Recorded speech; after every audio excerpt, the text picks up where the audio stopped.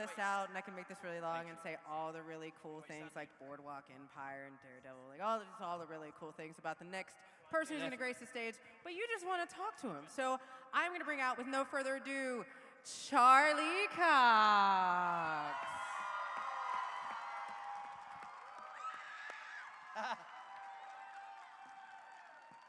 Hey, how are you? Good. I agree, he does rock. I love him too. What's up, guys? Well, thank you for being here at Ace Comic-Con. Yeah, thanks for having me. So, you've had a fun-filled day. You've been meeting with fans. Yeah. Signing the autographs, taking the pictures. Are you having a blast? I'm having a blast. That was the easiest question I'm going to give you. So, look, a lot of fans have been wondering, what is next for you? You have some amazing stuff coming on I think we might be talking about later. But how does it feel having such a successful season that you just had? Because I absolutely loved it. Like, how do you feel? You know, I have very complex feelings right now in regards to, you know, Daredevil. Just meaning that I'm so proud of the last season that we had, and I'm so thrilled with the response that it had, and it just feels, you know, a little strange for us to not be continuing with it, you know, based on the response we had from the last season. So, in many ways, I'm so happy that we got to end on such a high note, and who knows if there's any, you know, any more Daredevil to come in the future. I'm sure there will be in some capacity. But for right now, like, kind of happy and sad. Well, you did have an amazing season. And I am kind of a geek, and we've talked about this. One of the things that I love about Daredevil, and I think makes it such an incredible show, not only because it is dark and complicated, and there's a lot of Catholic guilt, and I'm Catholic, the stunts are incredible. And I think it really makes it, obviously, one, it's hard for you to play someone who is sight impaired, but also doing that while doing stunts. How do you prep in order to be able to do some of the work that you do? Obviously, we know you have a stunt person, but you do actually work through some of these stunts as well. Oh yeah, no, I do a load of the stunts myself. I love the action sequences. I really enjoy kind of engaging in them and preparing for them. I also, as many of you will know, I have an amazing stunt double, Chris Brewster, he's capable of doing things I didn't know the human body could do. And I think that's probably the element that I'll miss the most about the show is the action sequences. They were so fun. And this season, you know, the great thing is when I got this job, I was very new to this kind of stuff, and so you know, I got involved as much as I could earlier on. But over 4 years, you know, I've got better and better and better, and so this last season was kind of, it was so nice because I was able to do so much more than I had in the first season, you know. And the prison fight, the 11-minute one take was, that was so cool. It was a little daunting. And when you say how do you prepare, I prepare in two ways. I learn the choreography, and then I prepare myself emotionally by saying, okay, you are gonna get beaten the shit out of in the next day and a half. And so just remember that. Daredevil got beat a lot in this last season. But what I love about the character is the character keeps getting back up and then obviously serving it back at the baddies. One of the coolest things I think about Daredevil as a character, and is just historically, is that it's one of the only superheroes that has a disability. And in mainstream, that is something that is not very much on display. It is not something that's very represented out there. You know, what has been the reception for you from the disability community about Daredevil? Yeah, I mean, look, that's been an unbelievable byproduct of getting this job. Is that through it, I have become affiliated with a couple of organizations, visually impaired organizations, and I've met with so many people who have themselves grown up with, a physical disability of some sort, and as a result of that, this character has meant a lot to them. And so, because of my affiliation with the character, I've met a lot of these people, and that's just been probably the most rewarding part of this job. And so, that's something that I think I will take with me going forward. I'll always feel that connection. It comes with it feels like it comes with a lot of responsibility. It's not, and I always knew as an actor I wanted to take that very seriously. It was very important to get that right. And it's very hard to do. I found it very difficult to technically what I do with my eyes when I'm shooting the show is very challenging for many reasons, too many to mention now. And particularly the action sequences. The whole point of Daredevil, if he's being, someone attacks him from behind, he doesn't have to look to see that. He knows, and making sure that those elements are always part of what we do is very important. So, what do you think? And I think we can kind of break this down, because I think there's mentally, emotionally, and physically challenging things in this last season, and I think that's the greatest thing about it, right? There are all of these challenges and ups and downs that Daredevil goes through. I'm running away from my friends. I'm coming back to my friends. Oh, you're my mother. Cool. Good talk. You didn't tell me.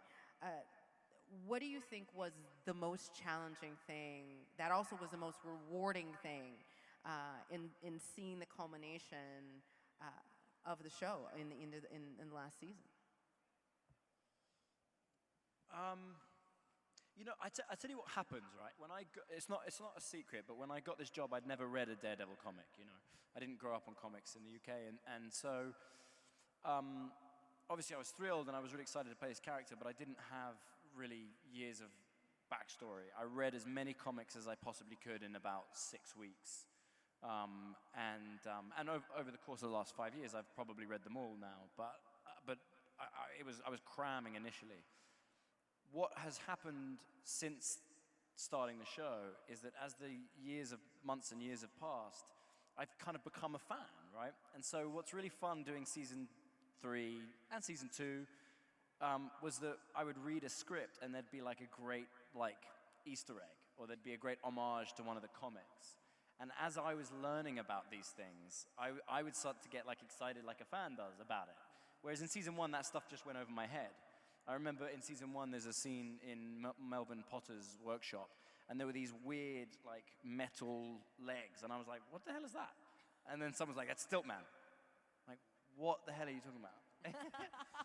But then there's a scene in season 2 where, right at the beginning of the hallway fight in season 2, with the fight with the Dogs of Hell, the scene begins with Dee Dee pointing a gun and clicking and smiling. And by then I'd read number 184, No More Mr. Nice Guy. So that image, I was like, oh, cool, man, we're doing that, we're doing that iconic image. And so to be able to have that as part of, so then doing season 3, with all the Poindexter stuff, the Bullseye stuff, as it was slowly being revealed, I was just like, oh no, this is so cool.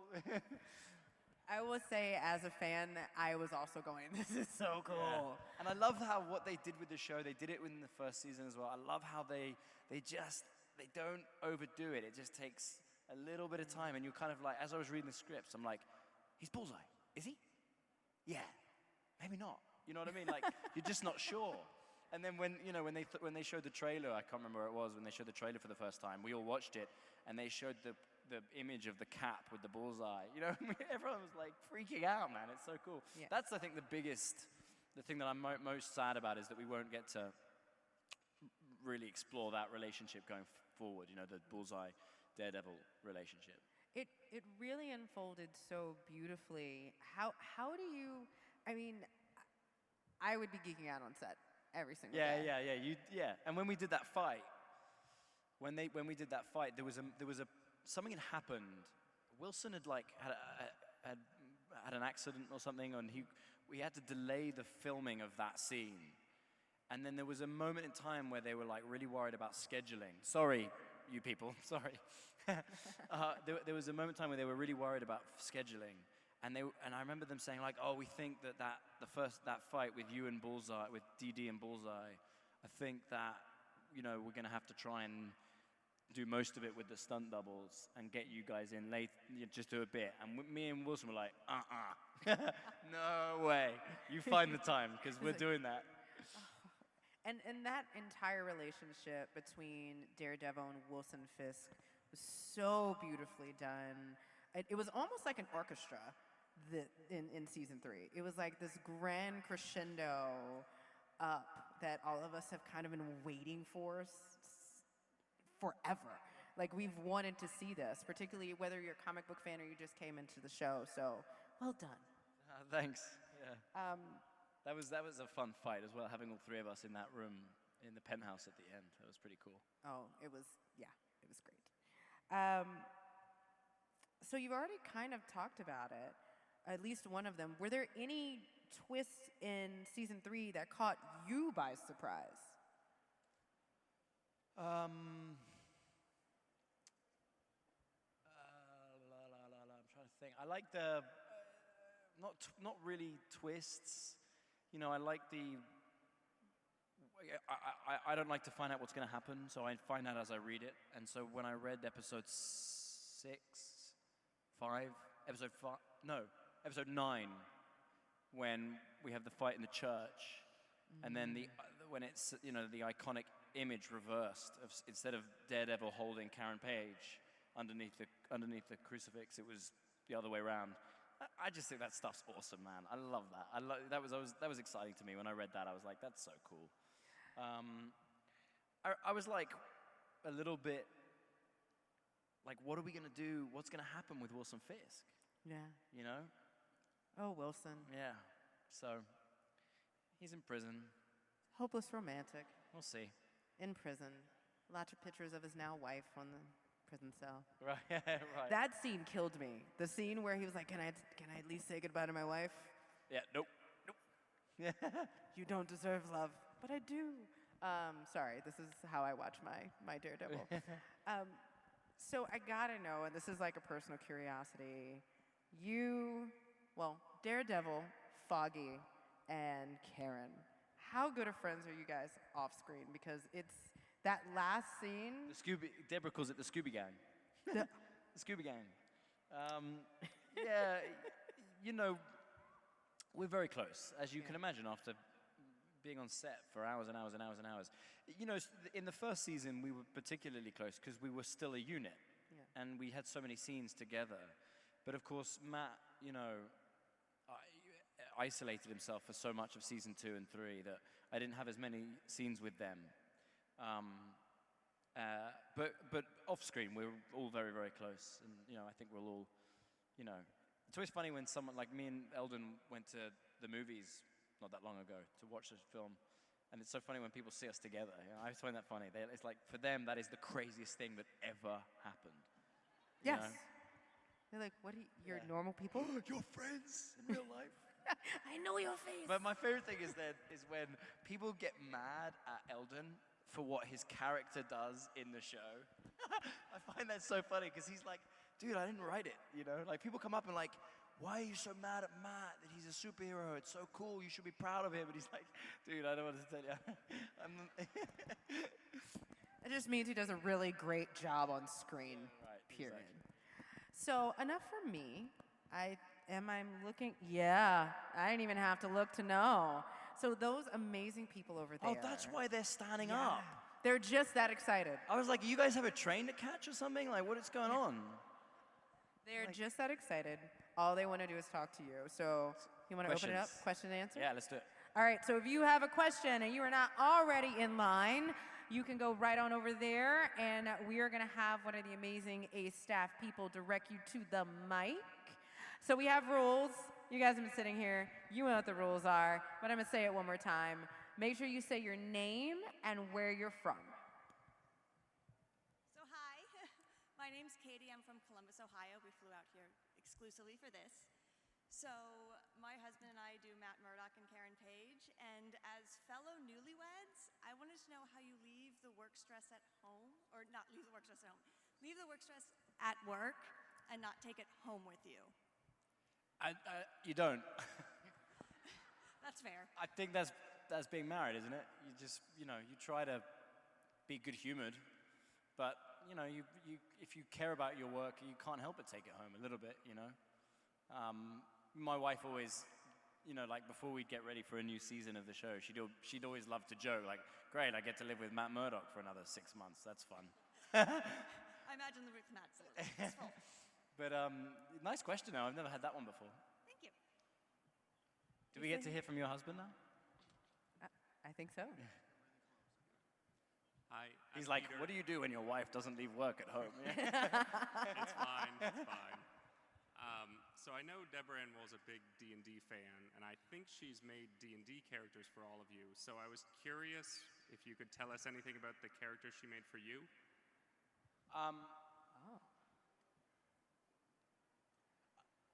I just played D&D with Deborah for the first time, and I don't know if I'm allowed to. I'm not sure if they've publicized it yet, so I'm not sure if I'm allowed to say who my character was or what my character was. I didn't. It's an intense game. I didn't quite get it, but I really enjoyed it. You know what I mean? So, but yeah, at some point you'll be able to watch a game that I was involved with with Deborah. It was the first time I played it. Thank you. Nice question. Hi, I'm Monica. I'm from Los Angeles, so over that way a bit. And I was wondering, before Daredevil, what was your favorite role to play? I think probably the character I played in Boardwalk Empire.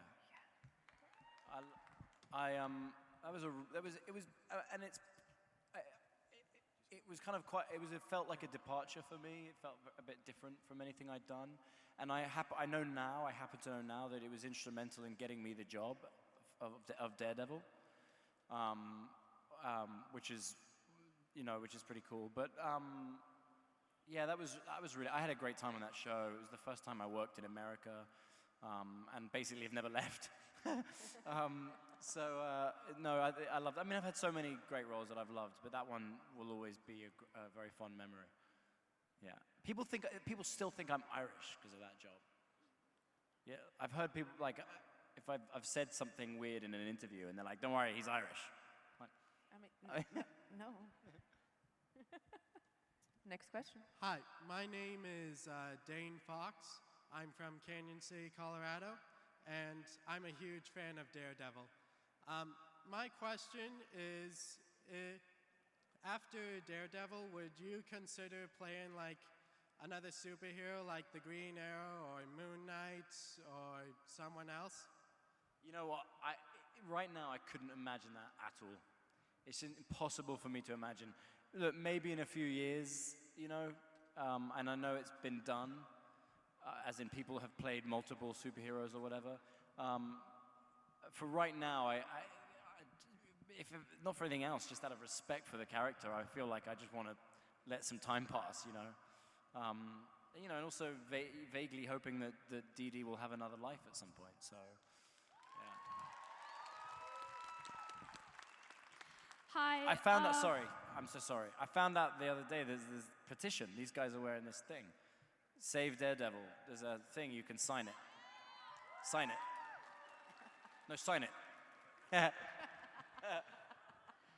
Hi, my name's Abigail. Sorry, I'm so sorry. I'll be right with you. I gave my 2-year-old daughter an email address so that she could sign it. True story. Okay. Sorry, Abby, can you stop cutting me off?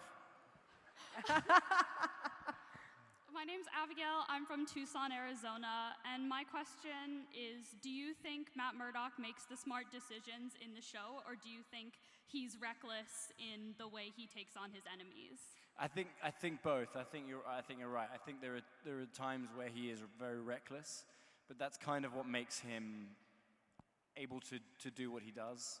You know, I think he believes so strongly in his convictions and his ideas of right and wrong, and most of the time, you know, in the world that we present with that show, that's what is needed. But as part of that is that there are times where he could use a little bit more restraint. He could probably take time to calm down before he acts, which he doesn't do. And that hopefully is what makes the show at times quite compelling, because you're like, dude, what are you doing? Yeah, thank you. Hi, my name is Nathania. I'm also from Tucson, Arizona, and I was just wondering, what's your favorite part about playing Daredevil / Matt Murdock?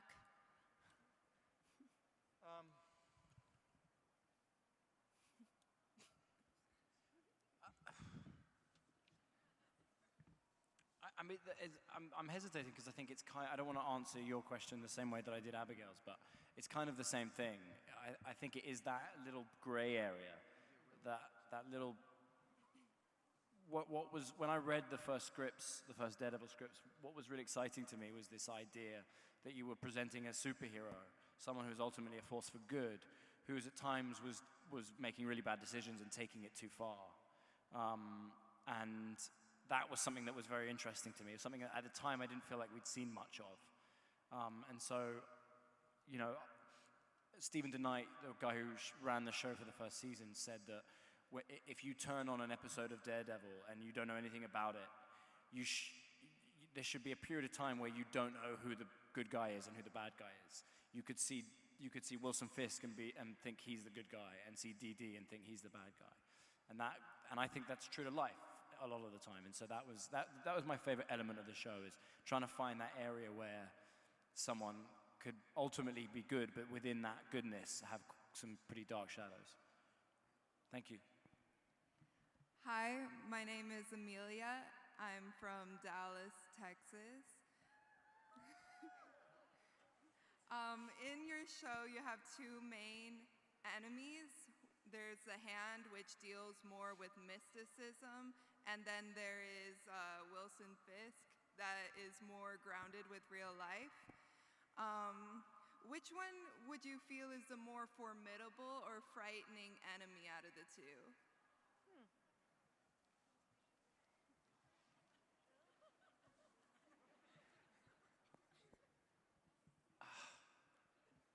I think for me, it would be Wilson Fisk.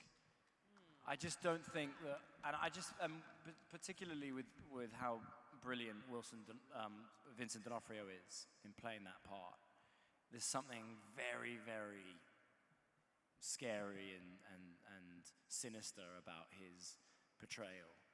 I'm in my heart, I love it when we keep the show as grounded as possible. So as much as I love the Hand stuff, and I really did, I thought some of that was so fun. I kind of get, as an audience member, sometimes I get anxious when I watch something and there's like ambiguity about how someone can die or whether they can die or not. You know what I mean? Like I like to know what the rules are, and once I know what the rules are, then I can kind of enjoy it. And there was with the Hand, you're always a little like, how do you end them? What does that look like, you know? And so with Wilson Fisk being like a human being, for me that's more scary, you know. Are you saying you don't want your ex-girlfriend to come back from the dead? That's a little creepy. Yeah, right. Yeah. Thank you. Hi. Hi, my name is Sarah, and I'm from Queen Creek, Arizona. Daredevil wears a couple of different versions of the costume throughout the 3 seasons. I was wondering if you have a favorite. I have the black costume is the most comfortable one, and is the easiest one to go to the toilet in by like a long way. Like the red one I love, obviously, because it's like the iconic red Daredevil suit, and you can't replace that. But there were times where I'm like, how badly do I need to pee? Because because I'm just, it's too much work. So there were, put it this way, there were days on season 3 when I was working with Wilson, who was wearing the red suit, and I was just like, ha ha. Yeah, maybe that answers your question. Hi, I'm Cameron. I'm from Anaheim, California. Vincent D'Onofrio does like a really insane job as Wilson Fisk, and he's really scary to watch from like a viewer's perspective. But what's he like to work with on set? You know, he's totally wonderful and fun and nice and intense. You know, he turns it on and it's very scary. I feel like he's a slightly different person outside of work, and he's probably because he's just focused and you know, kind of being Vincent. God, I get so confused. Being Wilson a little bit, I mean, he's so talented. You know, he's just a big, nice, lovely man, and then he becomes a monster. Hi. Hi. Thank you. My name is Isabel. I'm from Anaheim, California, and I was wondering what was your favorite scene to film? Like your most satisfying?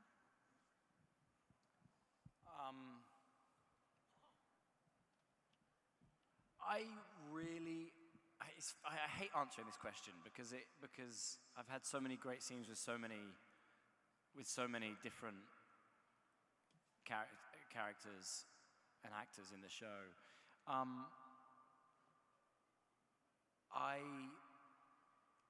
I really, and this is probably an unexpected answer, but I really loved, there's a period of season 2 where Matt kind of really starts to become he starts to lose it a little bit. And it's around episodes 6, 7, 8, 9 of season 2, where he's trying to do the Punisher criminal case. And he's also going out at night with Elektra and beating up the Hand. And he goes a bit crazy.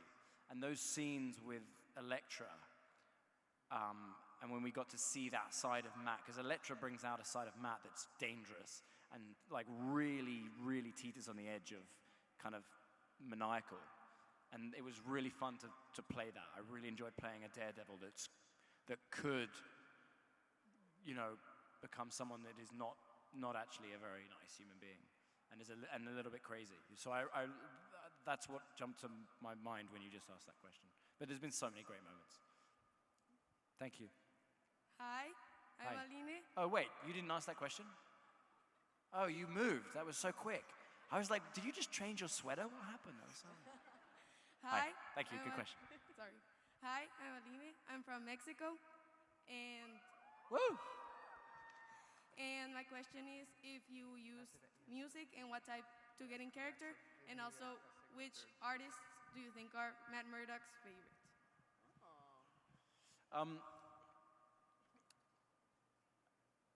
With this, I haven't tended to listen to any particular for this role. I have in the past. I never did for this.